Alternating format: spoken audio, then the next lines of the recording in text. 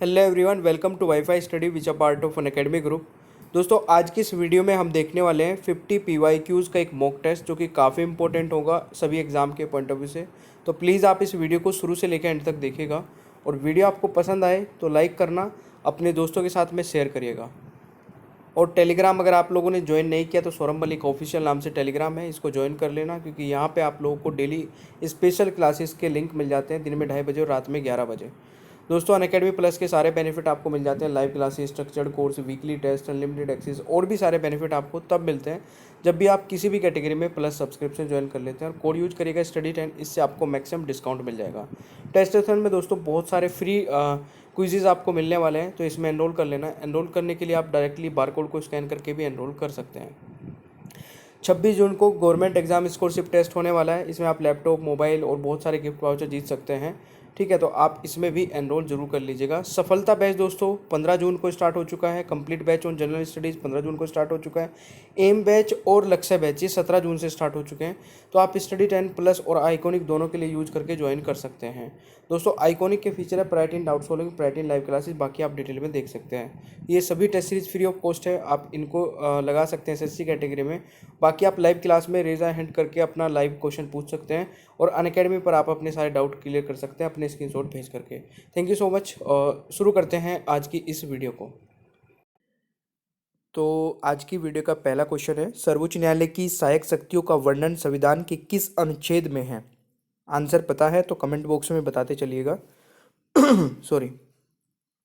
देखिए, इस क्वेश्चन का राइट आंसर दोस्तों अनुच्छेद 140 हो जाएगा, यानी कि option C is the right answer. फटाफट बिल्कुल क्विक देखने वाले हैं।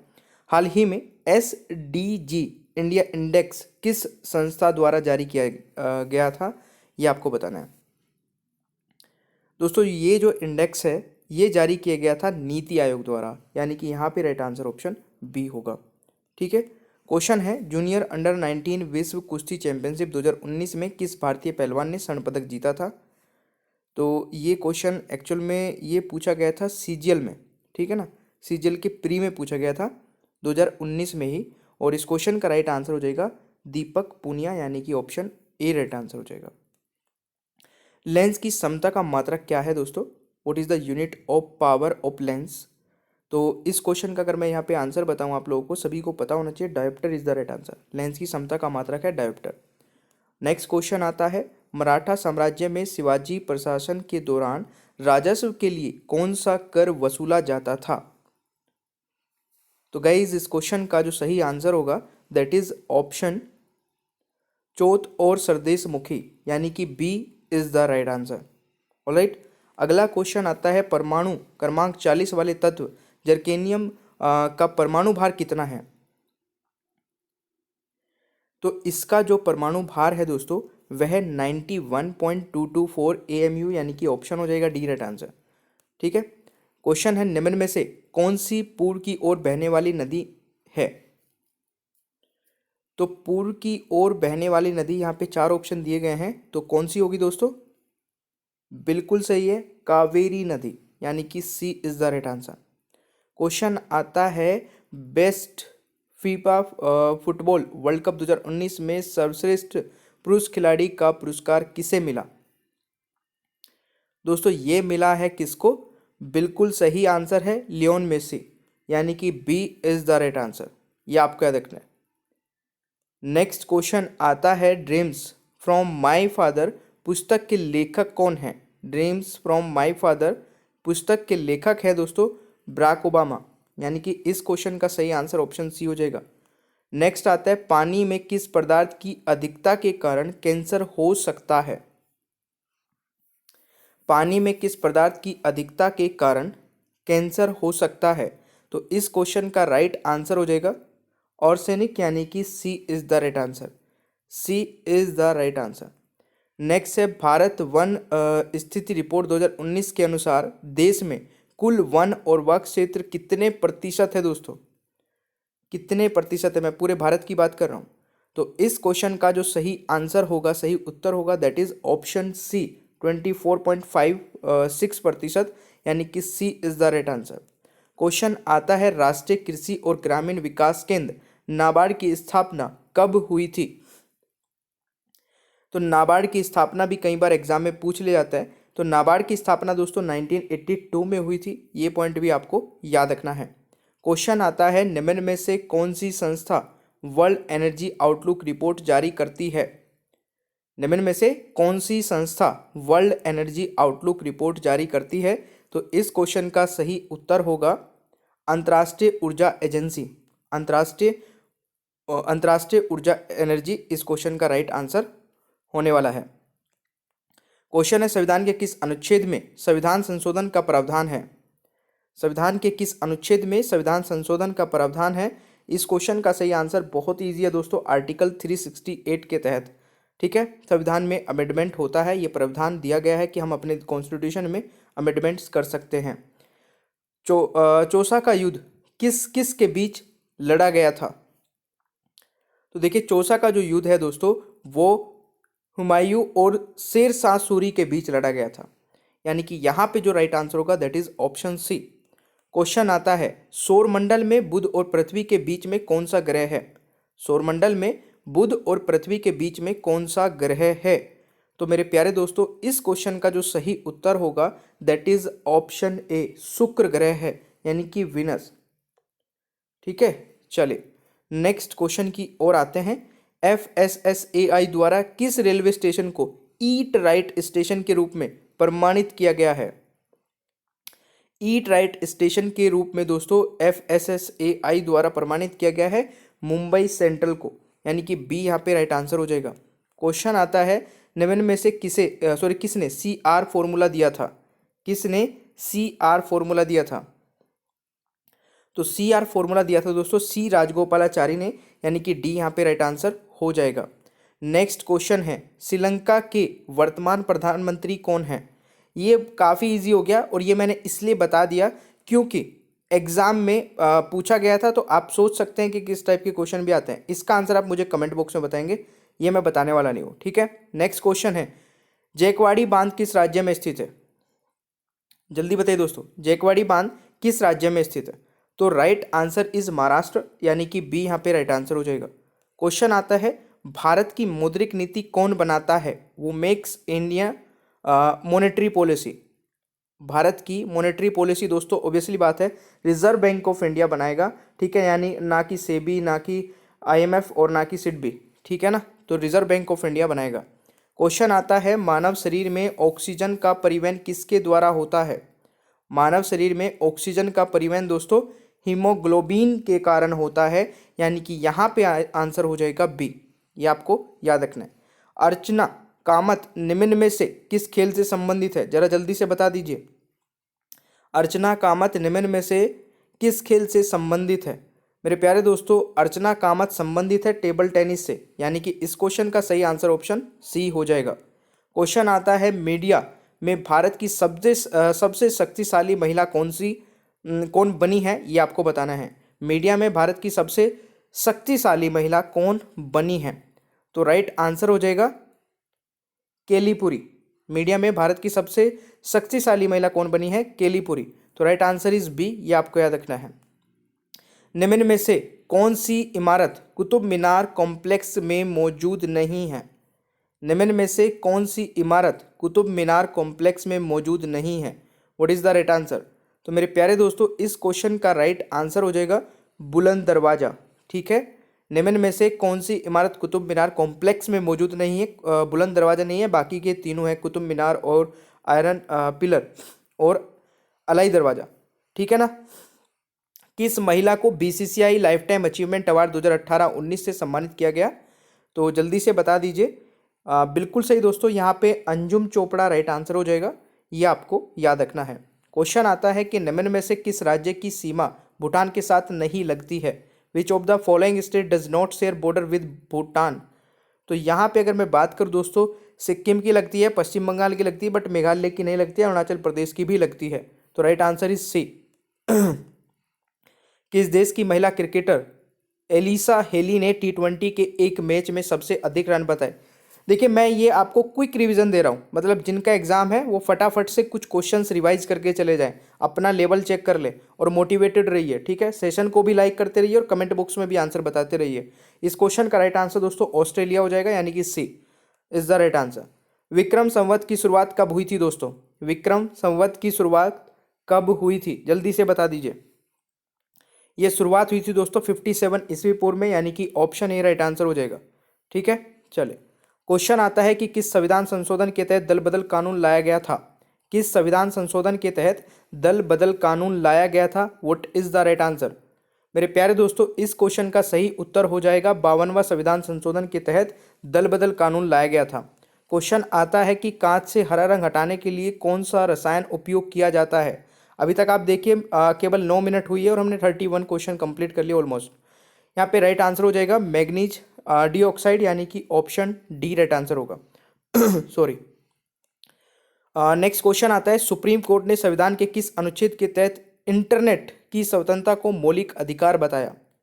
देखिए, इंटरनेट की स्वतंत्रता को मौलिक अधिकार बताया गया है सुप्रीम कोर्ट द्वारा अनुच्छेद 19 के तहत, यानी कि यहाँ पे राइट आंसर ऑप्शन देखिए ए और बी हो गया, मतलब दोनों सेम है, बट ये ऑप्शन 15 था, ये 19 था, 21 था, 26 था, but right answer is B. यहाँ पे मैंने इसको करेक्ट कर दिया है, ये 15 है। चलिए जी, अगला क्वेश्चन आता है आपका, 2019 में किस महान गोल्फ खिलाड़ी को प्रेसिडेंशियल मेडल ऑफ फ्रीडम से सम्मानित किया गया? तो ये जो किया गया है दोस्तों, ये है टाइगर वुड्स, यानी कि ऑप्शन यहाँ पे सी राइट आंसर हो जाएगा, याद रखिएगा। नेक्स्ट क्वेश्चन है, तृतीय अंगल मैसूर युद्ध के दौरान भारत का गवर्नर जनरल कौन था दोस्तों? भारत का गवर्नर जनरल कौन था? तो दोस्तों, इस क्वेश्चन का जो राइट आंसर होगा वो होने वाला है लॉर्ड कॉर्नवालिस, यानी कि डी राइट आंसर होगा। अगला क्वेश्चन आता है, रामानुजन पुरस्कार किस क्षेत्र में दिया जाता है? रामानुजन पुरस्कार किस क्षेत्र में दिया जाता है? दोस्तों, ये पुरस्कार दिया जाता है गणित के क्षेत्र में, यानी कि इस क्वेश्चन का सही आंसर ऑप्शन ए हो जाएगा। नेक्स्ट आता है, ज्वालामुखी से निकलने वाली गैसों में किसकी मात्रा सर्वाधिक होती है? ज्वालामुखी से निकलने वाली गैसों में दोस्तों किसकी मात्रा सर्वाधिक होती है? इस क्वेश्चन का सही उत्तर होगा जलवाष्प। ठीक है, यानी कि डी राइट आंसर हो जाएगा। क्वेश्चन आता है, किस क्रिकेटर ने हैदराबाद के हार्टफुलेंस इंस्टीट्यूट में क्रिकेट स्टेडियम और ट्रेनिंग सेंटर की आधारशिला रखी है? तो ये होने वाला है दोस्तों राइट आंसर क्या? नहीं, विराट कोहली नहीं होगा, शिखर धवन नहीं होगा, रोहित शर्मा हो जाएगा राइट आंसर, तेंदुलकर नहीं होगा। क्वेश्चन आता है, नूरजहां जिनका वास्तविक नाम मेहरुनिसा था किसकी पत्नी थी? तो ये दोस्तों पत्नी थी किसकी? जहांगीर की, यानी कि इस क्वेश्चन का सही आंसर डी हो जाएगा। क्वेश्चन आता है, मैच फिक्सिंग को अपराध घोषित करने वाला पहला दक्षिण एशियाई देश कौन सा बना है? मैच फिक्सिंग को अपराध घोषित करने वाला दोस्तों पहला दक्षिण एशियाई देश बन गया श्रीलंका। तो इस क्वेश्चन का सही आंसर सी हो जाएगा। देखिए, 92 यानी कि 92वें ऑस्कर पुरस्कार में भारत की आधिकारिक प्रीविट कौन सी फिल्म थी? तो ये फिल्म थी दोस्तों गली बॉय, यानी कि इस क्वेश्चन का जो राइट आंसर होगा दैट इज ऑप्शन बी, है ना। तो राइट आंसर इज बी, ये आपका रखना है। क्वेश्चन आता है, संविधान के किस अनुच्छेद में नियंत्रक और मालिका परीक्षक का वर्णन है?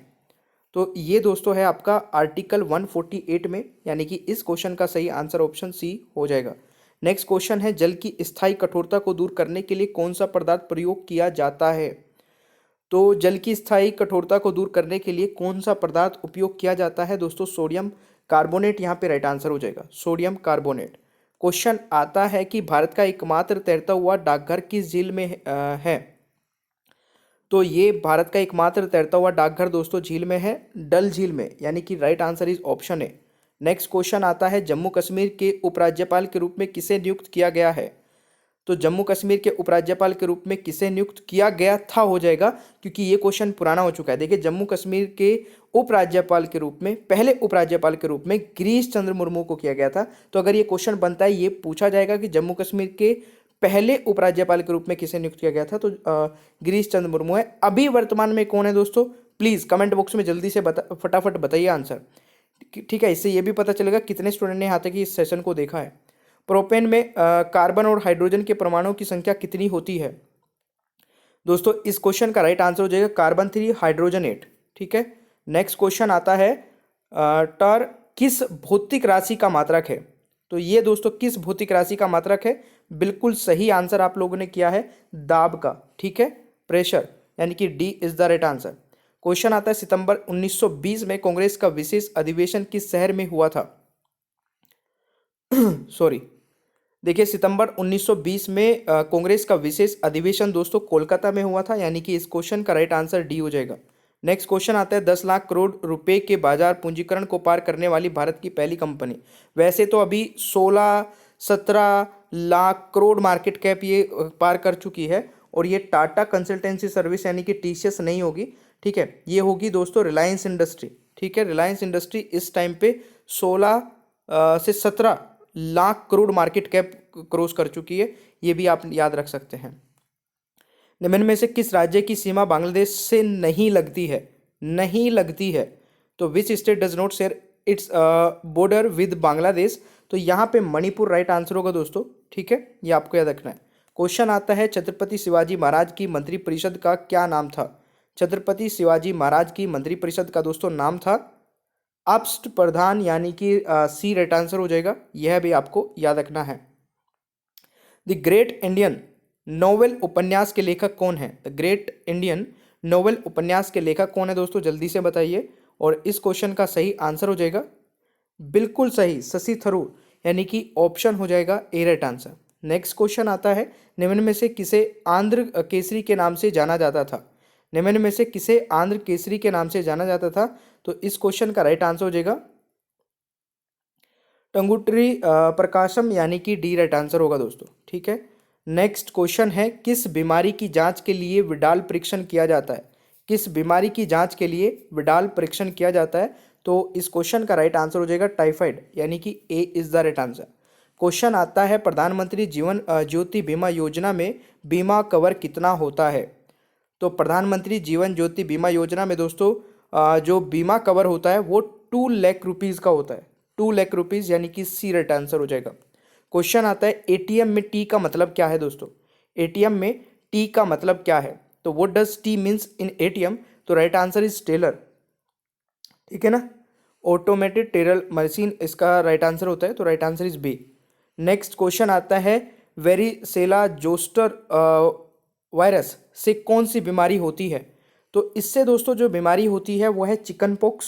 ठीक है, जिसको मतलब इंडिया में बोला जाता है, बाकी बाहर नहीं, माता निकल गई है जिसमें पिंपल्स हो जाते हैं, मतलब बॉल टाइप ऐसे पानी सा भर जाता है। ठीक है ना, चिकन पॉक्स आप लोग जानते ही होंगे। ठीक है ना, चलिए नेक्स्ट क्वेश्चन है सॉरी, राज्य और दर्रे के संबंध में कौन सा सम्मिलित है? कौन सा करेक्टली मैच है, ये जरा बताइएगा। तो देखिए यहाँ पे बिल्कुल सही है, लिपू लेक दर्रा जो है दोस्तों वो उत्तराखंड से मैच करेगा, यहाँ पे बिल्कुल करेक्ट है ये आंसर, तो right answer is C. Next है बाबर और राणा सांगा के बीच खानवा का युद्ध किस वर्ष लड़ा गया था? तो दोस्तों बाबर और राणा सांगा के बीच में खानवा का युद्ध लड़ा गया था दोस्तों, सबसे पहले तो यही क्वेश्चन बन जाता है। दूसरा कब लड़ा गया था? 1927 में, ये भी आपको याद रखना है। क्वेश्चन है निम्न में से कौन सा राज्य मध्य प्रदेश का पड़ोसी नहीं है? निम्न में से कौन सा राज्य मध्य प्रदेश का पड़ोसी नहीं है? तो ये है उड़ीसा। उड़ीसा दोस्तों आपका मध्य प्रदेश का पड़ोसी नहीं है। क्वेश्चन आता है भारत के राजकीय चिन्ह में कौन सा जानवर नहीं है? तो इसमें से दोस्तों अगर मैं बात करूं भारत के राजकीय चिन्ह में ऊंट नहीं है, ऊंट जानवर नहीं है, तो right answer is option B. Question आता है धार्मिक स्वतंत्रता का अधिकार संविधान के किस अनुच्छेद में है? तो ये दोस्तों किस अनुच्छेद में है? धार्मिक स्वतंत्रता का अधिकार संविधान के किस अनुच्छेद में है? तो राइट आंसर इज अनुच्छेद 25 से 28 के बीच में है। धार्मिक स्वतंत्रता की मैं बात कर रहा हूँ, रिलीजियस फ्रीडम की, तो ये जरूर ध्यान रखिएगा, ये क्वेश्चन कई बार आ जाता है। आर्टिकल 25 से 28 के बीच में रिलीजियस फ्रीडम के बारे में बताया गया है। क्वेश्चन आता है कि मेक इन इंडिया पहल किस मंत्रालय से संबंधित है? तो मेक इन इंडिया पहल दोस्तों ये वाणिज्य और उद्योग मंत्रालय से संबंधित है, यानी कि राइट आंसर इज ऑप्शन है। क्वेश्चन आता है कि उड़ान योजना में ए का अर्थ क्या है? तो उड़ान में दोस्तों अगर मैं पूरे उड़ान की बात करूं तो उड़े देश का आम नागरिक इसकी पूरी फुल फॉर्म होती है, तो इसमें ए का मतलब होता है आम, उड़े देश का आम नागरिक। क्वेश्चन आता है आपका खेलो इंडिया यूथ गेम 2020 के किस शहर में आयोजित किया गया? तो इस क्वेश्चन का मेरे प्यारे दोस्तों सही आंसर होने वाला है गुवाहाटी में। कहाँ पर? गुवाहाटी, यानी कि C is the right answer. Question आता है कि कोशिका के अध्ययन को क्या कहा जाता है? तो कोशिका के अध्ययन को दोस्तों साइटोलॉजी कहा जाता है, यानी कि option A is the right answer. Next है 2019 के लिए ICC spirit of the cricket award से सम्मानित किया गया है किसको? 2019 की मैं बात कर रहा हूं, तो ये किया गया था दोस्तों विराट कोहली को, यानी कि right answer is D. Question आता है भारतीय नौसेना के ने किस बंदरगाह पर एंटी हाईजैकिंग अभ्यास अपहरण का आयोजन किया? तो ये किया था दोस्तों कहां पर? कोचीन पोर्ट पे, यानी कि right answer is option A. Question आता है तीसरा गोलमेज सम्मेलन किस वर्ष हुआ था? तीसरा गोलमेज सम्मेलन दोस्तों किस वर्ष हुआ था? तो ये हुआ था 1932 में। कब हुआ था दोस्तों? 1932 में। इस क्वेश्चन का सही आंसर हो जाएगा। गोताबाय राजपक्षे किस देश से हैं? तो ये बिल्कुल आप लोगों से मैंने पीछे भी पूछा था शायद ये क्वेश्चन, तो ये है श्रीलंका से, ये आपको याद रखना है। कोशिका की खोज किसने की थी दोस्तों? कोशिका की खोज, वो डिस्कवर्ड द सेल, तो right answer is Robert Hooke. Robert Hooke ने दोस्तों कोशिका की खोज की थी। क्वेश्चन आता है पहला संविधान संशोधन किस वर्ष किया गया था? पहला संविधान संशोधन किस वर्ष किया गया था? तो ये किया गया था 1951 में, यानी कि बी यहाँ पे राइट आंसर होने वाला है। क्वेश्चन आता है बीसीसीआई द्वारा CK. Naidu life time achievement पुरस्कार 2019 से किसे सम्मानित किया गया? तो ये सम्मानित किया गया था बीसीसीआई द्वारा CK. Naidu life time achievement पुरस्कार 2019 से सम्मानित किया गया था। ए और बी दोनों को, के श्रीकांत को और अंजुम चोपड़ा, ठीक है ना, दोनों को किया गया था। क्वेश्चन आता है प्रिट्जर पुरस्कार किस क्षेत्र में दिया जाता है दोस्तों? ये दिया जाता है वास्तुकला यानी कि आर्किटेक्चर के क्षेत्र में, तो इस क्वेश्चन का राइट आंसर डी हो जाएगा। क्वेश्चन आता है कि संविधान की अनुसूचियों के संबंध में कौन सा एक विकल्प सम्मिलित नहीं है? तो इसमें से दोस्तों सम्मिलित नहीं है आपका अनुसूची 2 में 22 भाषाएं आती हैं, नहीं, ये 2 में नहीं आती है। किस में आती है दोस्तों? अनुसूची 8 में। क्वेश्चन आता है बेंजीन की संरचना में प्रत्येक आंतरिक कोण कितना होता है? तो ये प्रत्येक आंतरिक कोण होता है 120 डिग्री, यानी कि सी राइट आंसर हो जाएगा। वीज़ा की नई ब्रांड एम्बेसडर दोस्तों कौन है? तो वीज़ा की नई ब्रांड एम्बेसडर पीवी सिंधु है, यानी कि बी राइट आंसर हो जाएगा। क्वेश्चन आता है हिमाचल प्रदेश में स्थित रोहतांग सुरंग का नाम बदलकर क्या रखा गया है? तो इसका नाम रखा गया है, ओहो ये गलत हो गया, ये है दोस्तों अटल सुरंग, ठीक है, अटल सुरंग इसका राइट आंसर हो जाएगा, ठीक है। चलिए नेक्स्ट, पटकाई बूम की पहाड़ियाँ भारत के किस हिस्से में है? तो दोस्तों ये है उत्तर पूर्वी सीमा पर, ये भी आप याद रख सकते हैं। एंड द नेक्स्ट इज वर्ष 1923 में स्वराज पार्टी की स्थापना की गई थी। और देखिए अभी नेक्स्ट पीडीएफ पे चलेंगे, और प्लीज़ आप लोग लाइक कर दिया करें भाई, ठीक है। नेक्स्ट पीडीएफ पे चलेंगे, इस क्वेश्चन का राइट आंसर हो जाएगा उपरोक्त दोनों, यानी कि सी राइट आंसर हो जाएगा, ठीक है। चलिए दोस्तों आज की वीडियो का पहला क्वेश्चन है निम्नलिखित में से किसे भारतीय संसद का भाग माना जा सकता है? देखिए कोशिश करिएगा, बहुत ही बढ़िया सेशन होगा कि पूरा एंड तक देखें, और कितने क्वेश्चंस के आंसर आप सही कर पाते हैं नीचे कमेंट बॉक्स में जरूर बताइएगा। देखिए दोस्तों जो संसद है हमारी, पार्लियामेंट है, ये 3 चीज़ों को मिला के बनती है, राष्ट्रपति, लोकसभा और राज्यसभा। तो इस क्वेश्चन का सही आंसर हो जाएगा बी, है ना। तो ओनली ए बी सी यहाँ पे इसमें इंक्लूड रहेंगे, तो राइट आंसर इज बी, ये आपको याद रखना है। दूसरा क्वेश्चन आता है भारतीय संविधान के निम्नलिखित में से कौन सा अनुच्छेद भारत की संसद से संबंधित है? कौन सा आर्टिकल दोस्तों भारत की संसद से संबंधित है, जरा जल्दी से बताइएगा। इस क्वेश्चन का सही आंसर हो जाएगा दोस्तों अनुच्छेद 79, यानी कि बी राइट आंसर हो जाएगा, ठीक है। चलिए नेक्स्ट, दोस्तों नेक्स्ट क्वेश्चन आता है राज्यसभा में राज्य के प्रतिनिधियों को निम्नलिखित में से किसके द्वारा निर्वाचित किया जाता है? ये भी एक काफ़ी अच्छा क्वेश्चन है। तो राज्यसभा में राज्य के प्रतिनिधियों को दोस्तों नियुक्त किया जाता है elected member of the state legislative assembly, यानी कि राज्य विधानसभा के निर्वाचित सदस्य। तो इस क्वेश्चन का सही उत्तर होगा ऑप्शन बी, यह आपको याद रखना है। ऑलराइट, अगला क्वेश्चन आता है राज्यों और केंद्र शासित प्रदेशों से राज्यसभा के प्रतिनिधियों की संख्या निम्नलिखित में से एक कौन सा है? तो जल्दी से बताइएगा दोस्तों।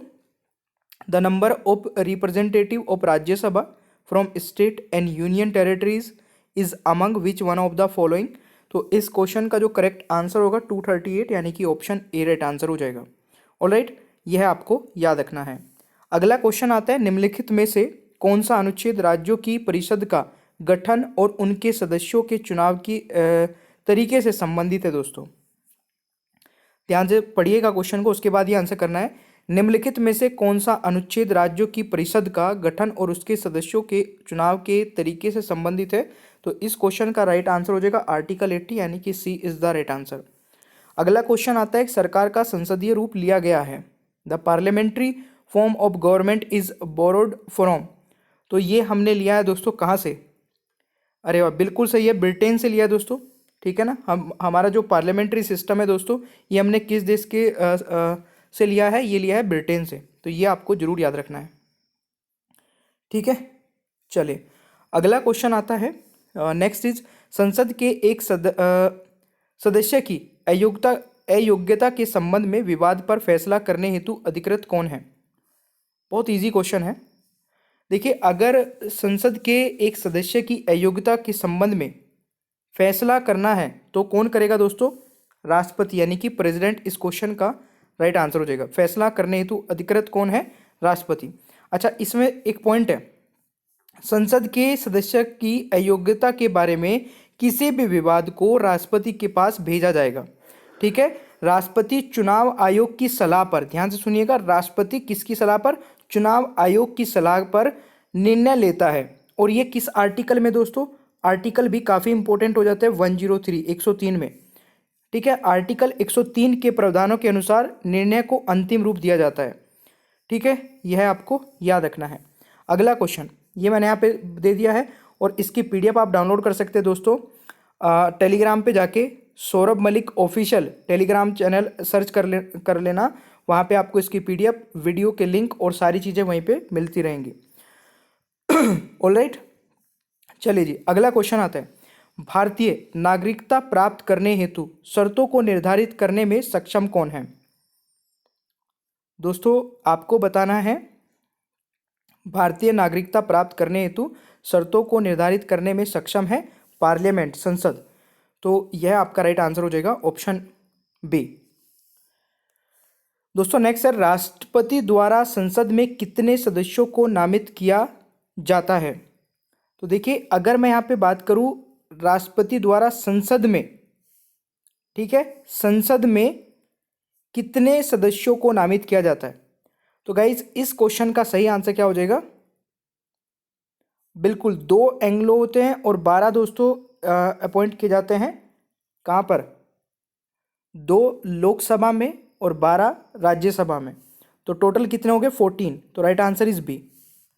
ठीक है, बट गाइज देखिए, आपको ना वही गलती नहीं करनी है जो बहुत सारे स्टूडेंट कर देते हैं। अब देखिए, 2 एंग्लो इंडियंस जो लोकसभा में राष्ट्रपति द्वारा नॉमिनेटेड किए जाते थे वो अब नॉमिनेटेड नहीं होते हैं। तो इसका राइट आंसर 14 नहीं होगा, 12 होगा। ठीक है, ये गलती कई बार मैं प्लस पे भी क्लास ले रहा था अभी कल परसों, उसमें भी मैंने ये देखा कई स्टूडेंट अभी भी इसमें 14 आंसर लगा रहे थे, क्योंकि यहाँ पे संसद की बात की गई। तो संसद में अभी केवल 12 मेंबर ही हैं जो नॉमिनेट किए जाते हैं राष्ट्रपति द्वारा, 2 एंग्लो इंडियंस अब नहीं किए जाते हैं।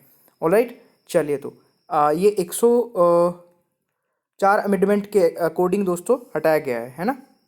चलिए अगला क्वेश्चन क्या कहता है? लोकसभा को खालिस्तान के रूप में भी जाना जाता है। बहुत ही इजी क्वेश्चन है दोस्तों, लोकसभा को खालिस्तान के रूप में जाना जाता है। तो इस क्वेश्चन का सही आंसर हो जाएगा लोगों का संसद यानी कि द हाउस ऑफ पीपल। तो राइट आंसर इज सी, यह आपको याद रखना है। दोस्तों राज्यसभा के अध्यक्ष खालिस्तान होते हैं, राज्यसभा के अध्यक्ष खालिस्तान होते हैं। तो राज्यसभा के अध्यक्ष दोस्तों वाइस प्रेसिडेंट ऑफ इंडिया यानी कि भारत के उपराष्ट्रपति होते हैं। ठीक है, चलिए क्वेश्चन आता है, संसद चुनाव हेतु योग्य होने की न्यूनतम आयु खालिस्तान है। संसद चुनाव हेतु योग्यता होने की न्यूनतम आयु दोस्तों देखिए, यहाँ पे अगर मैं बात करूँ 30 ईयर और 25 ईयर्स होगा, यानी कि ए राइट आंसर हो जाएगा। ठीक है, संसद चुनाव हेतु योग्यता होने की न्यूनतम आयु 25 साल दोस्तों लोकसभा और 30 साल राज्यसभा में होती है। ठीक है, क्योंकि संसद की बात की गई है तो दोनों ईयर इसमें आ जाएंगे। एक वर्ष में संसद के कितने सत्र होते हैं? तो एक वर्ष में दोस्तों संसद के 3 सत्र होते हैं। कौन कौन से? नीचे कमेंट बॉक्स में बता दीजिए, बहुत इजी क्वेश्चन है। क्वेश्चन है, कौन निर्णय लेता है कि कोई एक विधेयक धन विधेयक है या नहीं? ये कौन बताता है दोस्तों? वो decide whether a bill is a money bill और नॉट। तो यहाँ पे अगर मैं बात करूँ लोकसभा स्पीकर की, यानी कि लोकसभा अध्यक्ष की दोस्तों, the speaker of Lok Sabha decide करता है कि कौन सा बिल एक मनी बिल है और नहीं है। ठीक है, चलिए। राज्यों से लोकसभा में संसद सदस्यों की संख्या कितनी है? तो अभी कितनी है दोस्तों? तो अभी 530 है। ठीक है, ध्यान से सुनिएगा। The number of members in Lok Sabha from the states, states की बात की गई है, तो ये आपको याद रखना है। बाकी अगर मैक्सिमम मेंबर की बात करें तो वो है 550। ठीक है, चलिए। लोकसभा चुनाव 2019 में वीवीपीएटी का क्या मतलब है? यानी कि VVPAT stand for the in Lok Sabha election 2019। Very easy question. यानी कि वीवीपैट की फुल फॉर्म आपसे पूछी जा रही है, तो voter verifiable paper audit trail. तो right answer is C. Question आता है दोस्तों, एक ईवीएम में उम्मीदवारों की अधिकतम संख्या कितनी हो सकती है? एक ईवीएम मशीन में कितने अधिकतम कैंडिडेट दोस्तों आ सकते हैं? तो इसमें ये 64 हो जाएगा राइट आंसर। ठीक है, चलिए अगला क्वेश्चन आता है, वर्तमान लोकसभा में विपक्ष के नेता कौन है? तो इस क्वेश्चन का राइट आंसर क्या होगा? तो इसमें यहाँ पे जो राइट आंसर होगा, अभी नन ऑफ दीज होगा राइट आंसर। ठीक है, क्वेश्चन आता है 2019 लोकसभा चुनाव है कौन से नंबर का? तो 2019 Lok Sabha election is 17th number का लोकसभा इलेक्शन था दोस्तों, ये आपको याद रखना है। नेक्स्ट है, ईवीएम पर अधिकतम वोट डाले जा सकते हैं। The maximum number of votes can be cast on EVM. तो ईवीएम में दोस्तों अधिकतम 1500 से 2000 वोट कास्ट किए जा सकते हैं। ठीक है, चलिए नेक्स्ट क्वेश्चन आता है आपका, ईवीएम किस कंपनी द्वारा विकसित की गई है? बताइए। तो ईवीएम जो है Bharat electronics limited and electronic corporation of India द्वारा निर्मित की गई है। तो राइट आंसर हो जाएगा ए। दोस्तों नेक्स्ट है, एक वर्ष में लोकसभा के कितने सत्र आयोजित किए जाते हैं? आई थिंक ये वाला क्वेश्चन हो चुका है भाई, ठीक है ना। तो लोकसभा के पूछे जाए तो 3 हो जाएगा, ये आपका हो चुका है क्वेश्चन। निम्नलिखित में से क्या लोक लेखा समिति के बारे में से सही नहीं है दोस्तों? तो इनमें से कौन सा पॉइंट सही नहीं है? तो यहाँ पे लिखा है option C, it consist of 30 Lok Sabha members. इसमें 30 लोकसभा सदस्य होते हैं, तो रॉन्ग है। तो ये लोक लेखा समिति के बारे में सही नहीं है। दोस्तों नेक्स्ट है, क्या होता है जब लोकसभा चुनाव एक टाई से समाप्त हो जाता है? तो उस कंडीशन में दोस्तों विजेता का फैसला लॉटरी से किया जाता है, यानी कि the winner is decided by lottery. तो right answer is option A. निम्न में से किस श्रेणी का बिल केवल लोकसभा में शुरू किया जा सकता है? तो देखिए किस श्रेणी का बिल, ध्यान से सुनिएगा। Bill of which of the following category can be initiated only in Lok Sabha. तो केवल मनी बिल को लोकसभा में इनिशिएट किया जा सकता है, इसको राज्यसभा में नहीं लेके आया जा सकता। निम्नलिखित में से कौन सा राज्य लोकसभा सदस्यों की संख्या संयोजन गलत है? तो दोस्तों यहाँ पे अगर मैं बात करूँ, बिहार की जो है वो 39 लिखी है, बट है ये 40, तो ये गलत है। ठीक है, तो right answer is option A. Next है, जनजातीय मामलों के राज्य मंत्री कौन है दोस्तों? तो गाइस फटाक से बताइए राइट आंसर क्या होगा। इस क्वेश्चन का सही आंसर होने वाला है, बिल्कुल सही है, अर्जुन मुंडा इस क्वेश्चन का दोस्तों सही आंसर हो जाएगा। ठीक है, तो right answer is option D. Next question है, पीयूष गोयल रेल मंत्री किस संसदीय क्षेत्र से संबंधित है? जल्दी से आंसर बताइए। तो इस क्वेश्चन का दोस्तों सही आंसर क्या हो जाएगा?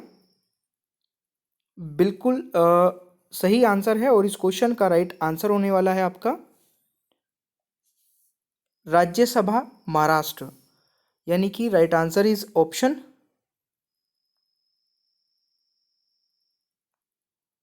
ए। ठीक है, नेक्स्ट क्वेश्चन आता है, सुब्रमण्यम जयशंकर विदेश मंत्री किस संविधान सभा से संबंधित है? तो गाइज इस क्वेश्चन का राइट आंसर हो जाएगा राज्यसभा गुजरात से। ठीक है, निर्मला सीतारमन वित्त मंत्री किस संसदीय क्षेत्र से संबंधित है दोस्तों? तो ये है राज्यसभा कर्नाटक, यानी कि सी राइट आंसर हो जाएगा। उत्तर प्रदेश के बाद निम्न में से किस राज्य में लोकसभा की सबसे अधिक सीटें हैं? तो उत्तर प्रदेश के बाद निम्नलिखित में से किस राज्य में लोकसभा की सबसे अधिक सीटें हैं? तो ये हो जाएगा दोस्तों आपका महाराष्ट्र, यानी कि right answer is option B.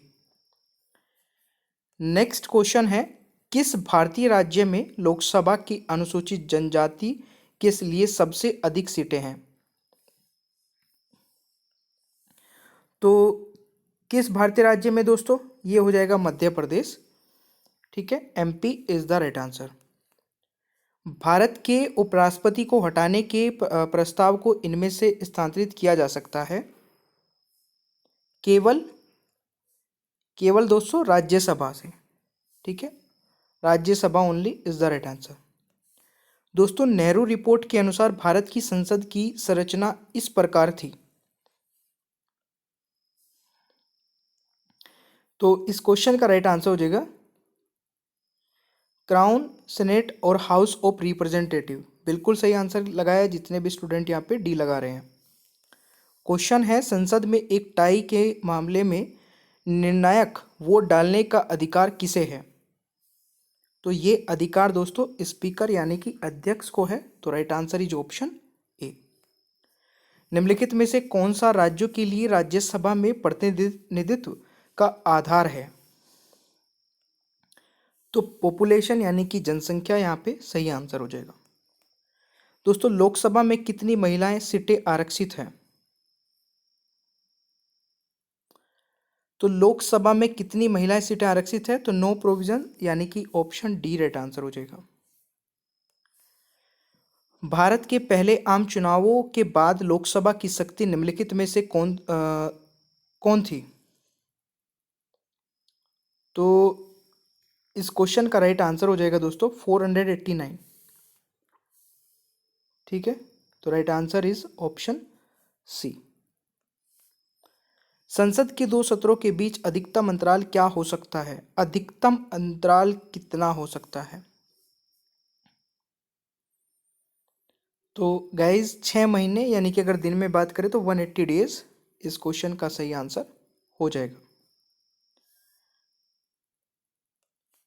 दोस्तों प्रश्न काल में कौन से 3 प्रकार के प्रश्न पूछे जाते हैं?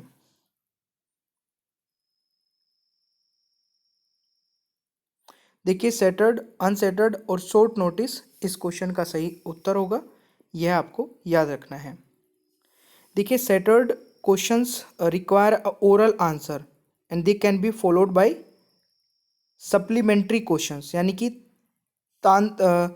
तारांकित प्रश्नों में मौखिक उत्तर की आवश्यकता होती है और उनके बाद पूरक प्रश्न पूछे जा सकते हैं।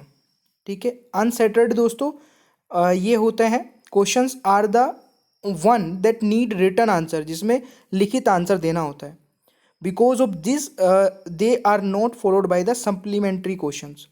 और जो शॉर्ट क्वेश्चन होते हैं दोस्तों, शॉर्ट नोटिस पर्सन वे पर्सन होते हैं जो 10 दिन से कम समय का नोटिस देकर पूछे जाते हैं, उन्हें मौखिक उत्तर की आवश्यकता होती है। ठीक है, ये आप चीज़ें समझ गए होंगे। देखिए सेशन को यार बिना बोले ही लाइक कर दिया करें, और टेलीग्राम ज्वाइन कर लेना। टेलीग्राम पे इसकी पीडीएफ और भी बहुत सारी पीडीएफ और वीडियो के लिंक मिल जाएंगे। टेलीग्राम का नाम है सौरभ मलिक ऑफिशियल, सर्च करके ज्वाइन कर लेना टेलीग्राम पे जाके, और वहाँ पे आपको सारी पीडीएफ नोट्स मिल जाएंगे। ठीक है, चलिए नेक्स्ट पीडीएफ पे चलते हैं। दोस्तों आज की वीडियो का पहला क्वेश्चन है, भारत सरकार का संवैधानिक अध्यक्ष कौन होता है। देखिए काफ़ी बढ़िया सेशन होगा और पूरा एंड तक देखिएगा। ठीक है, जिस भी क्वेश्चन का आंसर आता होगा नीचे कमेंट बॉक्स में जरूर बताइएगा। इस क्वेश्चन का सही आंसर होगा दोस्तों प्रेसिडेंट। प्रेसिडेंट दोस्तों संवैधानिक अध्यक्ष होता है, बट जो रियल हेड होता है वो प्राइम मिनिस्टर होता है। क्योंकि आर्टिकल 53(1) क्या बताता है, इसको देख लेते हैं। राष्ट्रपति को भारत की संघ की कार्यकारी शक्ति प्रदान करता है, इसलिए वह भारत सरकार का संवैधानिक प्रमुख है। ठीक है, लेकिन शासन की वास्तविक शक्तियां प्रधानमंत्री के कार्यालय में निहित है, इसलिए भारत में प्रधानमंत्री को सरकार का वास्तविक प्रमुख कहा जाता है। तो ये चीज़ आपको जरूर याद रखनी है। तो जो राष्ट्रपति है दोस्तों वह संवैधानिक, ठीक है, हेड है और प्रमुख है। और यहाँ पे जो रियल प्रधान है यानी कि वास्तविक प्रधान कौन है, वो प्रधानमंत्री है। ठीक है, चलिए अगले क्वेश्चन की ओर बढ़ते हैं। दूसरा क्वेश्चन है कि भारत के राष्ट्रपति के पद को भरने के लिए निर्वाचन का आयोजन निम्नलिखित में से कौन करता है। तो गाइज इस क्वेश्चन का सही आंसर क्या हो जाएगा, बिल्कुल सही है, इलेक्शन कमीशन ऑफ इंडिया यानी कि भारत का निर्वाचन आयोग भरता है, यानी कि ऑप्शन आपका बी राइट आंसर होने वाला है। अगला क्वेश्चन है, भारत के राष्ट्रपति का निर्वाचन करने के लिए निर्वाचन मंडल में निम्नलिखित में कौन शामिल होता है। तो भारत के राष्ट्रपति का निर्वाचन करने के लिए दोस्तों निर्वाचन मंडल में शामिल होते हैं लोकसभा, राज्यसभा तथा सभी राज्यों की विधानसभाओं के निर्वाचित सदस्य। ध्यान सुनिएगा, निर्वाचित सदस्य यहाँ पे वर्ड यूज किया गया है। तो इस क्वेश्चन का सही आंसर हो जाएगा सी। ठीक है, चलिए अगला क्वेश्चन आता है कि भारत के राष्ट्रपति के चुनाव में जीतने वाले प्रत्याशी को प्राप्त करने चाहिए। तो भारत के राष्ट्रपति के चुनाव में जीतने वाले प्रत्याशी को दोस्तों more than 50% and majority of the total votes मिलने चाहिए। ठीक है, तो ये आपका राइट आंसर हो जाएगा डी, 50% से अधिक डाले गए कुल मतों का बहुमत। दोस्तों संविधान का अनुच्छेद 60 संदर्भित है, आपको बताना है संविधान का अनुच्छेद 60 क्या बताता है। तो इस क्वेश्चन का सही उत्तर क्या होगा, जल्दी बताएं। बिल्कुल यहाँ पे जो राइट आंसर होगा दोस्तों, संविधान का अनुच्छेद 60 जो है वो ओथ ऑफ द प्रेसिडेंट, ठीक है, राष्ट्रपति की शपथ से संबंधित है, यानी कि ऑप्शन बी राइट आंसर होने वाला है। राष्ट्रपति को पद की शपथ कौन दिलाता है। राष्ट्रपति को पद की शपथ कौन दिलाता है। तो मेरे प्यारे दोस्तों राष्ट्रपति को पद की शपथ दिलाता है chief justice of India, Bharat का मुख्य न्यायाधीश, यानी कि इस क्वेश्चन का सही आंसर ऑप्शन ए हो जाएगा। ठीक है, चलिए अगला क्वेश्चन है, भारत के राष्ट्रपति पर महाअभियोग की विधि अपनाई गई है। तो भारत के राष्ट्रपति पर महाअभियोग की जो विधि है दोस्तों वह अपनाई गई है यूएसए के संविधान से, यानी कि ऑप्शन ए राइट आंसर हो जाएगा, यानी कि इम्पीचमेंट प्रोसेस हमने यूएसए से लिया है। और दोस्तों जो पद है प्रेसिडेंट का वो भी हमने यूएसए से ही लिया है। तो इस क्वेश्चन का भी राइट आंसर यूएसए हो जाएगा। सॉरी। अगला क्वेश्चन है, भारत के राष्ट्रपति को उनके पद से कौन हटा सकता है। सॉरी। तो मेरे प्यारे दोस्तों इस क्वेश्चन का राइट आंसर होगा, भारत के राष्ट्रपति को उनके पद से हटा सकता है पार्लियामेंट के द्वारा, यानी कि ऑप्शन सी राइट आंसर हो जाएगा, यानी कि इम्पीचमेंट प्रोसीजर के द्वारा। नेक्स्ट क्वेश्चन है, भारत के राष्ट्रपति के चुनाव के लिए नागरिक को कितनी आयु पूरी कर लेनी चाहिए। तो भारत के राष्ट्रपति चुनाव के लिए नागरिक को मिनिमम 35 वर्ष पूरी कर लेनी चाहिए और मैक्सिमम का कोई प्रावधान नहीं है, ये भी आप जरूर याद रखिएगा। देखिए संविधान के अनुच्छेद 58 में बताया गया है कि भारत के राष्ट्रपति के रूप में चुने जाने के लिए आवश्यक योग्यता का उल्लेख है। आवश्यक योग्यता में शामिल क्या क्या है ये मैं बता देता हूँ। सबसे पहले तो यह है कि दोस्तों वह भारत का नागरिक हो, ठीक है, 35 वर्ष की आयु पूरी कर चुका हो और उसे हाउस ऑफ पीपल यानी कि लोकसभा के सदस्य की के रूप में चुनने के लिए योग्य होना चाहिए। यानी कि जो सदस्य दोस्तों प्रेसिडेंट के लिए नियुक्त होगा उसे लोकसभा मेंबर की जो रिक्वायरमेंट होती है, क्वालिफिकेशन, वो सारी रिक्वायरमेंट होगी, यानी कि वो सारी चीज़ें पूरी होनी चाहिए। तो ये पॉइंट भी आप नोट कर लीजिएगा। अगला क्वेश्चन है, राष्ट्रपति की सेवानिवृत्ति आयु क्या है? तो राष्ट्रपति की दोस्तों रिटायरमेंट एज जो है वो कोई नहीं है, नो एज लिमिट है। ये आर्टिकल 56 में दोस्तों बताया गया है, इसको करेक्ट कर लेना, 56 होगा। 56 के भाग 1 में राष्ट्रपति के कार्यकाल का उल्लेख है जो उस तिथि से 5 वर्ष का है जिस दिन वह अपने कार्यालय में प्रवेश करता है। ठीक है, तो ये आपको याद रखना है। भारत का उपराष्ट्रपति निर्वाचित होता है दोस्तों, भारत का उपराष्ट्रपति निर्वाचित होता है। तो भारत का उपराष्ट्रपति निर्वाचित होता है संसद के सदस्यों द्वारा, द मेंबर्स ऑफ पार्लियामेंट द्वारा। नेक्स्ट क्वेश्चन है, भारत के राष्ट्रपति को प्रति माह कितना वेतन प्राप्त होता है? भारत के राष्ट्रपति को प्रति माह कितना वेतन प्राप्त होता है? तो गाइज इस क्वेश्चन का जो सही उत्तर होगा that is option D, 5 lakh रुपए प्राप्त होता है।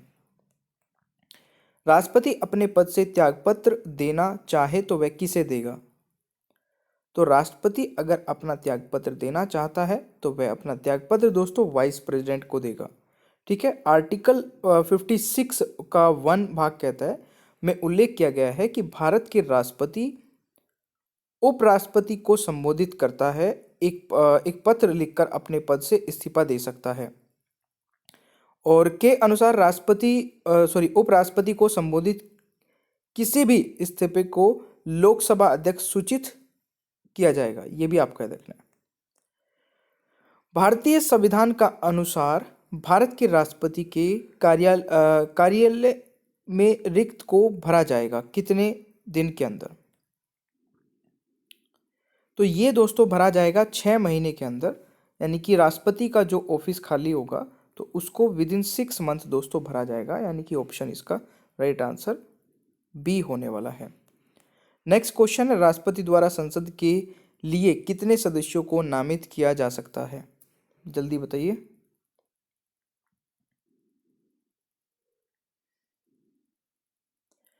तो अब यहाँ पे थोड़ा सा जो है ना स्टूडेंट गलत कर रहे हैं आजकल। How many members can be nominated by for parliament by the president?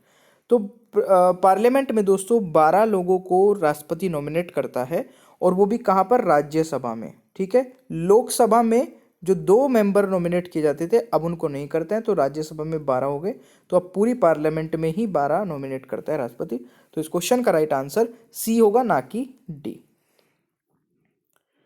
Next है, निम्नलिखित में से कौन देश का बलों का सर्वोच्च कमांडर होता है?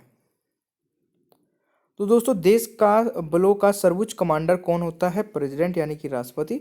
इस क्वेश्चन का सही आंसर डी हो जाएगा। क्वेश्चन आता है, संघ सरकार के राज्य पत्रित अधिकारी की नियुक्ति और उन्हें सेवा से मुक्ति कौन करता है? तो इस क्वेश्चन का जरा आंसर बताइए क्या होने वाला है।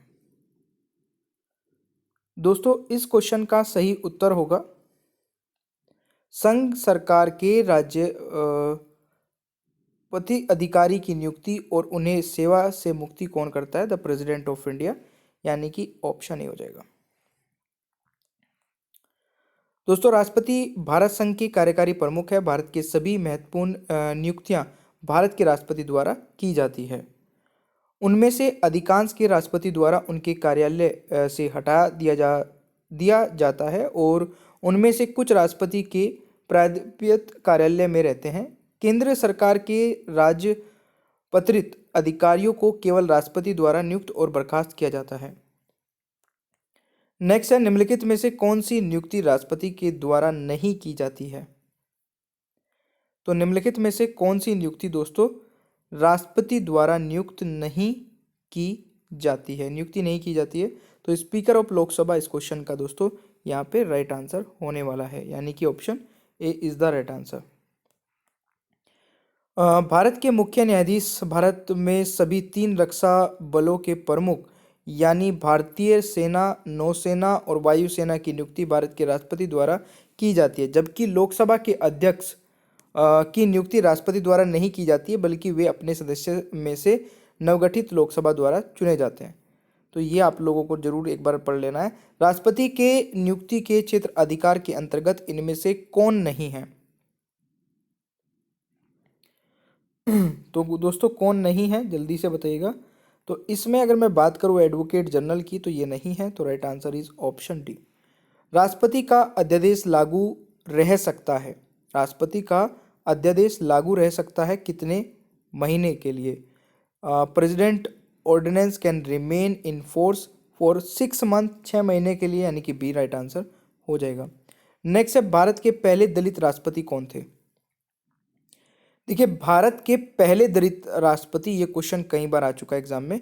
तो भारत के पहले दलित राष्ट्रपति थे दोस्तों के आर नारायण। ठीक है, के आर नारायण भारत के पहले दलित राष्ट्रपति थे और देश के सर्वोच्च पद को प्राप्त करने वाले पहले मलयाली व्यक्ति भी थे। ठीक है, तो ये आप देख लीजिएगा। यहाँ पे अगर मैं इनके कार्यकाल की बात करूँ दोस्तों, तो 1997 से 2002 तक इन्हें ये जो है दोस्तों 10वें राष्ट्रपति के रूप में और 9वें उपराष्ट्रपति के रूप में नियुक्त रहे हैं। ठीक है, अगला क्वेश्चन आता है, लोक लेखा समिति अपनी रिपोर्ट प्रस्तुत करती है। तो लोक लेखा समिति दोस्तों अपनी रिपोर्ट प्रस्तुत करती है किसे? द स्पीकर ऑफ लोकसभा को। ठीक है, right answer is option B, the speaker of Lok Sabha, ये आपका राइट आंसर हो जाएगा। तो समिति का अध्यक्ष लोकसभा अध्यक्ष द्वारा नियुक्त किया जाता है, यह भी आपको याद रखना है। और यह समिति लोकसभा के स्पीकर को अपना रिपोर्ट सौंपती है, ये चीज़ें आपको मिल जाएगी। और देखिए, इसकी जो पीडीएफ है दोस्तों वो आपको मिल जाएगी टेलीग्राम पे, और टेलीग्राम का नाम है Saurabh Malik official. Saurabh Malik official search कर लेना, आपको ये पीडीएफ भी मिल जाएगी और वहाँ पे और भी पीडीएफ और भी वीडियोस के लिंक मिल जाएंगे। निम्नलिखित में से कौन 2 बार भारत का राष्ट्रपति चुना गया है? तो दोस्तों 2 बार भारत का राष्ट्रपति कौन चुना गया है? बाबू राजेंद्र प्रसाद, यानी कि डी यहाँ पे राइट आंसर हो जाएगा। कब कब दोस्तों? देखिए, यहाँ पे अगर मैं बात करूँ तो भारत के पहले राष्ट्रपति डॉक्टर राजेंद्र प्रसाद 1950 में नियुक्त हुए थे। फिर 1962 तक दोस्तों बीच में एक बार फिर 1957 में नियुक्त हुए, यानी कि 1950 से 1962 तक इनका कार्यकाल रहा है। और ये 2 बार राष्ट्रपति बने, एक बार 1950 में, एक बार 1957 में। ठीक है, चलिए दोस्तों, एक राधा कृष्ण भारत के दूसरे राष्ट्रपति थे, जबकि के आर नारायण समाज के हाशिए के तबके से राष्ट्रपति चुने जाने वाले पहले उम्मीदवार थे। वैसे इतना इंपॉर्टेंट लाइन नहीं दिए, आपको यही याद रखना है जो मैंने आपको पहले बताया था। क्वेश्चन आता है कि निम्नलिखित में से कौन सा व्यक्ति निर्विरोध राष्ट्रपति पद के लिए चुना गया था? तो कौन सा व्यक्ति निर्विरोध राष्ट्रपति पद के लिए चुना गया था? इस क्वेश्चन का दोस्तों सही आंसर क्या होगा? ऑप्शन हो जाएगा एन संजीव रेड्डी। ठीक है, Neelam Sanjeev Reddy is the right answer. तो यह आपको याद रखना है। तो नीलम संजीव रेड्डी दोस्तों एकमात्र राष्ट्रपति हैं जो निर्विरोध चुने गए। उन्होंने 1977 से 1982 तक भारत के छठे राष्ट्रपति के रूप में कार्य किया। वे आंध्र प्रदेश के पहले मुख्यमंत्री और 2 बार लोकसभा अध्यक्ष रहे और वे अब तक के सबसे कम उम्र के भारतीय राष्ट्रपति बने हैं। दोस्तों कौन पहली बार गैर राजनीतिक व्यक्ति राष्ट्रपति बने? कौन पहली बार गैर राजनीतिक राष्ट्रपति बने थे? तो एपीजे अब्दुल कलाम जी, डॉक्टर एपीजे अब्दुल कलाम जी दोस्तों गैर राजनीतिक व्यक्ति थे जो राष्ट्रपति नियुक्त हुए थे। तो इस क्वेश्चन का राइट आंसर बी हो जाएगा। नेक्स्ट है, भारतीय संविधान के अनुसार केंद्रीय मंत्री अपने पद पर किसकी इच्छा से बना रहेगा? तो दोस्तों इस क्वेश्चन का राइट आंसर क्या होगा? भारतीय संविधान के अनुसार केंद्रीय मंत्री अपने पद पर किसकी इच्छा से अनुसार बना रहेगा? राष्ट्रपति की। तो राइट आंसर इस ऑप्शन है। नेक्स्ट है, उपराष्ट्रपति खालिस्तान होता है। उपराष्ट्रपति दोस्तों किसी भी सदन का सदस्य नहीं होता है, not a member of any house. तो यहाँ पे राइट आंसर डी होगा। नेक्स्ट है, भारत का उपराष्ट्रपति निर्वाचित होता है। भारत का उपराष्ट्रपति निर्वाचित होता है। तो भारत का उपराष्ट्रपति दोस्तों निर्वाचित होता है member of state legislature and parliament, यानी कि डी यहाँ पे राइट आंसर हो जाएगा। क्वेश्चन आता है, भारत के किस उपराष्ट्रपति ने लगातार 2 कार्यकाल संपन्न किए? तो दोस्तों यहाँ पे अगर मैं बात करूँ भारत के किस उपराष्ट्रपति ने लगातार 2 कार्यकाल संपन्न किए, तो एस राधाकृष्णन दोस्तों यहाँ पे राइट आंसर हो जाएगा। क्वेश्चन आता है किसी दोषी व्यक्ति को सजा को क्षमा, निलंबन या परिहार की शक्ति निहित है, तो ये किसको है दोस्तों? ये बहुत इजी क्वेश्चन है, ठीक है ना। तो इस क्वेश्चन का जो राइट आंसर होगा दैट इज बिल्कुल प्रेसिडेंट हो जाएगा राइट आंसर। अगला क्वेश्चन आता है कि राष्ट्रपति का अभिभाषण कौन तैयार करता है? तो देखिए राष्ट्रपति का अभिभाषण दोस्तों कौन तैयार करता है? तो केंद्रीय मंत्रिमंडल इस क्वेश्चन का यहाँ पे राइट आंसर हो जाएगा। अगला क्वेश्चन है राष्ट्रपति किस सूची पर अध्यादेश जारी कर सकता है? दोस्तों राष्ट्रपति किस सूची पर अध्यादेश जारी कर सकता है? तो यहाँ पे राइट आंसर हो जाएगा यूनियन लिस्ट यानी कि संघ सूची पे। क्वेश्चन आता है कि द रिपब्लिक एथिक और लोकतंत्र के स्वर नामक पुस्तक संबंधित है, तो ये है दोस्तों बिल्कुल राष्ट्रपति का भाषण यानी कि ऑप्शन बी राइट आंसर हो जाएगा। नेक्स्ट है निम्नलिखित में से किस राष्ट्रपति ने मुख्यमंत्री के रूप में कार्य किया? तो निम्नलिखित में से किस राष्ट्रपति ने मुख्यमंत्री के रूप में कार्य किया? What is the right answer of this question, ये जरा आप बताइएगा। तो यहाँ पे राइट आंसर हो जाएगा ऑल ऑफ द अबव, उपरोक्त सभी यहाँ पे राइट आंसर होगा दोस्तों। क्वेश्चन आता है निम्नलिखित में से किस राष्ट्रपति का कार्यकाल के दौरान निधन हो गया? तो which of the following president die during the tenure? तो निम्नलिखित में से किस राष्ट्रपति का कार्यकाल के दौरान निधन हो गया? तो यहाँ पे राइट आंसर हो जाएगा Fakhruddin Ali Ahmed. Fakhruddin Ali Ahmed is the right answer. कौन बिहार के राज्यपाल के रूप में कार्य करने वाले पहले राष्ट्रपति हैं? तो कौन बिहार के राज्यपाल के रूप में कार्य करने वाले दोस्तों पहले राष्ट्रपति हैं? तो जाकिर हुसैन इस क्वेश्चन का राइट आंसर होगा। क्वेश्चन आता है निम्नलिखित में से किस राष्ट्रपति ने लोकसभा अध्यक्ष के रूप में कार्य किया? तो निम्नलिखित में से किस राष्ट्रपति ने लोकसभा अध्यक्ष के रूप में कार्य किया? तो नीलम संजीव रेड्डी दोस्तों यहाँ पे राइट आंसर रहने वाला है। संविधान का उल्लंघन करने पर राष्ट्रपति पर महाअभियोग लगाया जा सकता है दोस्तों किस हाउस में या फिर किसके द्वारा? तो दोनों हाउस में लगाया जा सकता है, संसद के दोनों सदनों में। तो right answer is D. Question है सुकोई 30 में उड़ान भरने वाले पहले राष्ट्रपति कौन हैं? तो सुकोई 30 में उड़ान भरने वाले पहले राष्ट्रपति दोस्तों प्रतिभा पाटिल जी हैं यानी कि ऑप्शन बी राइट आंसर हो जाएगा। निम्नलिखित वेटो शक्तियों में से कौन राष्ट्रपति को प्रदान नहीं की जाती है? तो इस क्वेश्चन का दोस्तों राइट आंसर होगा योग्य वेटो नहीं प्रदान की जाती है यानी कि C is the right answer. देखिए यार एक तो आप लोग ना लाइक नहीं करते हो, तो लाइक जरूर कर दिया करें, और मैं आपको हर मतलब पीडीएफ चेंज करता रहूँगा, तो आपको सेशन पूरा एंड तक देखना होता है, ठीक है। चलिए नेक्स्ट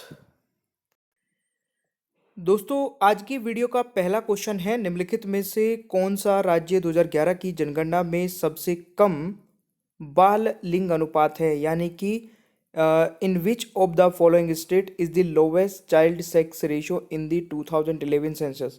तो किस राज्य में दोस्तों, जल्दी से आपको आंसर बताना है क्या होने वाला है। इस क्वेश्चन का राइट आंसर बताइए। यहाँ पे सही आंसर होगा आपका हरियाणा, ठीक है, Haryana is the right answer, यह आपको याद रखना है। अगला क्वेश्चन आता है केंद्रीय गन्ना अनुसंधान संस्थान कहाँ मुख्यालय कहाँ स्थित है दोस्तों, ये जल्दी से बताइए। What is the right answer of this question. देखिए मेरे प्यारे दोस्तों, इसका जो मुख्यालय होगा केंद्रीय गन्ना अनुसंधान संस्थान का मुख्यालय कोयम्बटूर तमिलनाडु में है दोस्तों, ठीक है ना, तमिलनाडु राज्य में। इस क्वेश्चन का राइट आंसर हो जाएगा। और इसकी स्थापना कब हुई थी, ये भी कई बार एग्जाम में आ जाता है। तो इसकी स्थापना हुई थी 1912 में, ये भी आप जरूर याद रखिएगा। अगला क्वेश्चन आता है कि लोधी राजवंश के दूसरे शासक खालिस्तान थे। तो लोधी राजवंश के दूसरे शासक कौन थे दोस्तों, तो ये रहने वाला है बिल्कुल Sikandar Shah Lodhi. Sikandar Shah Lodhi is the right answer, ये आपको जरूर याद रखना है। अगला क्वेश्चन आता है गूगल के संस्थापक कौन हैं। तो इस क्वेश्चन का दोस्तों राइट आंसर क्या होगा, बिल्कुल यहाँ पे ए और सी ऑप्शन राइट आंसर रहेगा। देखिए मार्क जुकरबर्ग जो है वो फेसबुक के फाउंडर है, ना कि गूगल के। तो यहाँ पे राइट आंसर इज डी, ये आपको याद रखना है। अगला क्वेश्चन आता है दोस्तों, इस साल के एशियाई खेलों और जिन्हें जकार्ता पेलम्बिंग 2018 भी कहा जाता है, जकार्ता और पेलम्बिंग के इंडोनेशिया शहर में संपन्न हुआ। यह दूसरी बार था जब जकार्ता ने खालिस्तान के बाद खेलों की मेजबानी की। तो जकार्ता के जो दोस्तों 2018 में खेल हुए थे, है ना, वो आपको बताना है किस ईयर के बाद हुए थे, यानी कि उससे पहले कब हुए थे। तो ये आपके हुए थे 1962 में और फिर हुए थे 2018 में। तो ये आपको याद रखना है। अगला क्वेश्चन आता है, भारत रत्न के डिजाइन में पीपल पत्ते के साथ किसका चिन्ह उकेरा गया है। तो जल्दी से आंसर बताइएगा दोस्तों। आपने देखा होगा भारत रत्न में दोस्तों पीपल के पत्ते का जो वो होता है, कुछ ऐसा करके पीपल का पत्ता होता है भाई, ठीक है, बिल्कुल भी ड्राइंग अच्छी नहीं है। और इसमें जो है सूर्य का बीच में जो है वो बना होता है। तो राइट आंसर इज सी, सूर्य हो जाएगा। ये आपने याद रखना है। गाइस अगला क्वेश्चन क्या कहता है कि किस अनुच्छेद के अंतर्गत उड़ीसा विधानसभा ने राज्य में विधान परिषद की स्थापना के लिए एक प्रस्ताव पारित किया। तो किस आर्टिकल के तहत, जरा आंसर बताइएगा, इस क्वेश्चन का सही आंसर क्या होने वाला है। तो गाइज यहाँ पे जो सही आंसर होगा, किस अनुच्छेद के अंतर्गत उड़ीसा विधानसभा ने राज्य में विधान परिषद की स्थापना के लिए प्रस्ताव पारित किया। तो आर्टिकल 169 यहाँ पे सही आंसर होगा। दोस्तों नेक्स्ट क्वेश्चन आता है, डीआरडीओ के scientist of the year award से किसे सम्मानित किया गया है। गाइस इस क्वेश्चन का जो राइट आंसर होगा दोस्तों, Hemant Kumar Pandey is the right answer. तो यह आपको याद रखना है।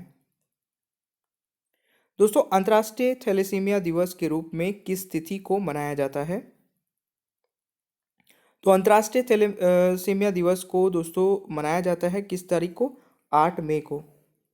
ठीक है, थैलेसीमिया दिवस के रूप में किस तिथि को मनाया जाता है, 8 मई को। तो right answer is option B, यह आपको याद रखना है। क्वेश्चन आता है कि केंद्रीय रेलवे का मुख्यालय स्थित है, केंद्रीय रेलवे का मुख्यालय कहाँ पर स्थित है। तो गाइज इस क्वेश्चन का राइट आंसर होगा, the headquarter of central railway situated at, बिल्कुल सही आंसर किया है, मुंबई छत्रपति शिवाजी टर्मिनल, यानी कि ऑप्शन हो जाएगा ए राइट आंसर, टर्मिनस होगा सॉरी, है ना। तो ये आपको याद रखना है। अगला क्वेश्चन है, दशक की आईसीसी पुरुष T20 और ओडीआई टीम का कप्तान किसे बनाया गया है।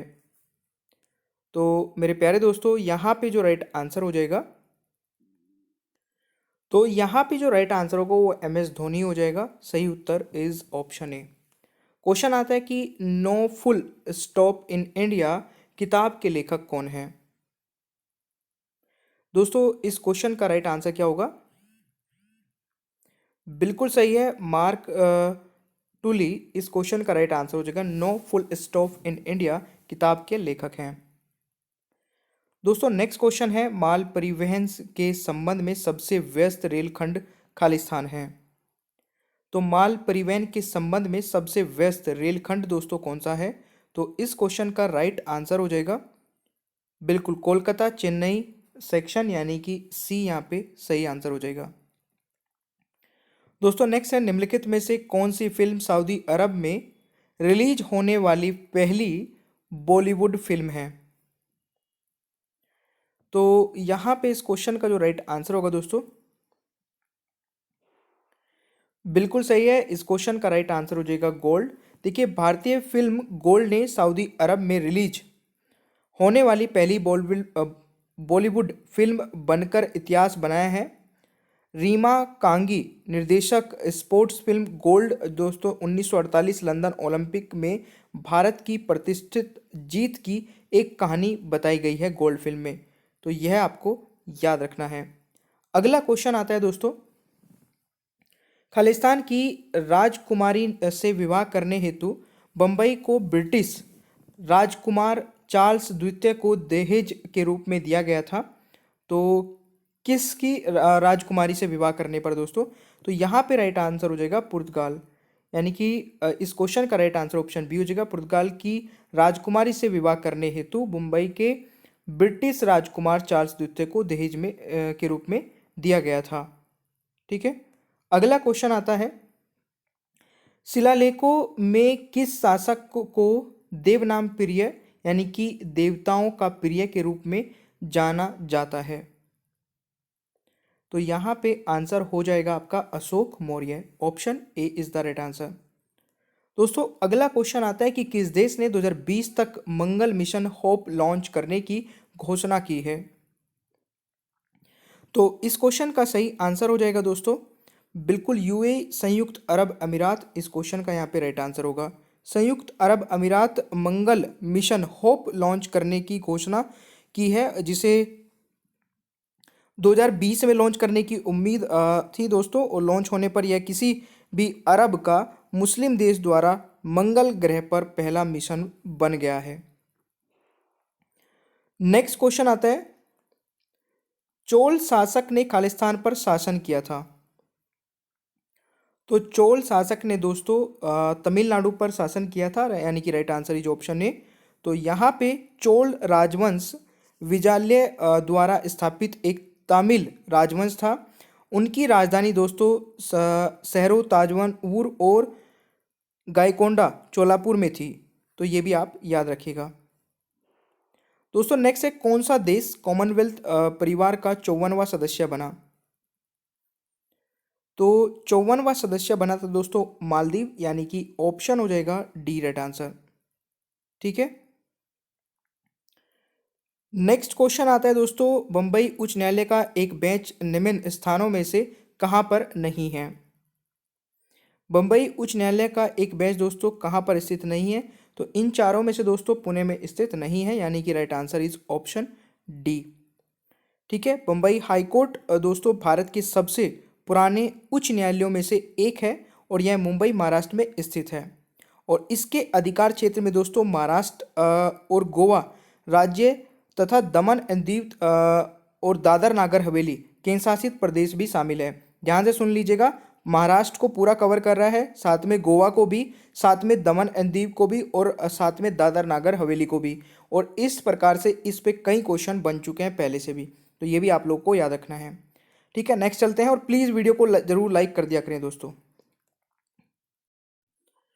और देखिए गाइज, एक बहुत ही अच्छा फीचर जो कि अनअकैडमी पर आपको मिल जाता है, जहाँ पे आप रिपोर्ट कर सकते हैं कोई भी inappropriate content in the video. मतलब वीडियो में आपको कुछ भी ऐसा लगता है जो कि स्टडी से रिलेटेड नहीं था, तो आप उसको रिपोर्ट करके अपना प्राइज़ विन कर सकते हैं। ठीक है, नीचे ही डिस्क्रिप्शन बॉक्स में आपको एक फॉर्म मिल जाएगा, जिसमें आप ये चीज़ें भेज के, और जो सबसे पहले भेजेगा उसको प्राइज़ मिलेगा। ठीक है, बाकी thank you so much guys, channel को सब्सक्राइब कर लीजिएगा, पीडीएफ भी आप डाउनलोड कर सकते हैं, बेल आइकन को ऑन रखिए, और वीडियो को लाइक और शेयर करना भूलिएगा मत। ठीक है, और देखिए अनअकैडमी पर मेरी 2 स्पेशल क्लासेस हो रही है, इसके बारे में मैं बता देता हूँ।